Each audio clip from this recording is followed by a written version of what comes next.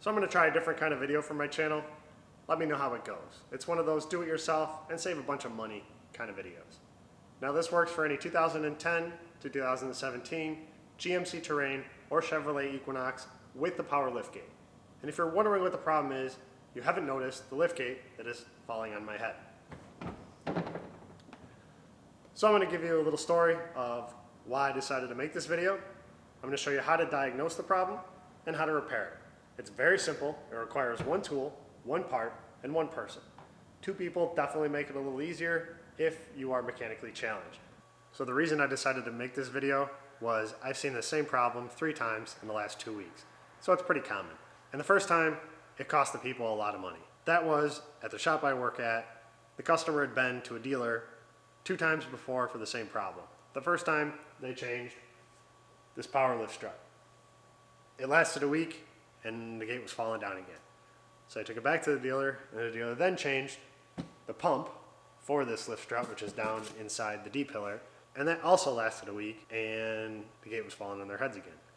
So after spending $1,000 to try and keep their gate in the upright position, they had completely lost faith in the dealer and brought it to our shop. It took me about 2 seconds and 0 tools to diagnose it. How the dealer tech missed it, I don't know. I'll let you guys come up with your own theories on that one. So on to our diagnosis. It's pretty simple. Only requires a visual inspection. And you can see all this oily residue here. Now this is the oil that's leaked out of the shock. That's why it's so weak. So clean a little bit off so you can see it better. That's what that is, it's just dust that's collected on the oily residue. It's been leaking slowly over time. We'll clean this car up a little bit. Now that oil comes out of the end of the shock here, and then just when it's closed, it just drips down and runs down our lift gate. That's where all that residue over here that I cleaned off came from. So if you see all that oily residue and your tailgate won't stay up by itself, now you know what your problem is. Now we have to fix it. So here's how we do it. Lift the gate all the way up.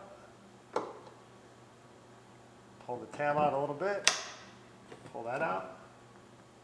Now you get a 50-50 chance of putting it on correctly, but some of them tell you which side goes to the body and which side doesn't, or you just put it back on the same way.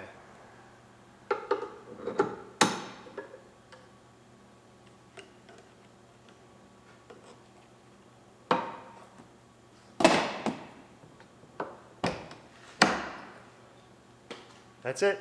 It's fixed. Now, if you've never done one of these before, you just take the screwdriver, slide it in behind the tab, and then you don't have to pull that clip all the way out. Just pull it back a little bit. See the little teeth inside? As I pull it out, those teeth spread out. So like I said, you don't have to take the clip all the way out. You just kind of stick the screwdriver in a little bit and then just pull it off. Then to put the new one on, you don't even need the screwdriver, you just snap it on. It'll go in by itself. Do the same thing for both sides and you're done. So there you go. A quick repair you guys can do yourselves with one tool in a couple minutes. So give the video a big like if it saved you some money, some time, and some aggravation. Share it if you think it might save somebody else the same. Subscribe if you want to see more of these kind of videos, my tutorials, or some of my rebuilds. As always, thanks for watching, and I'll see you soon.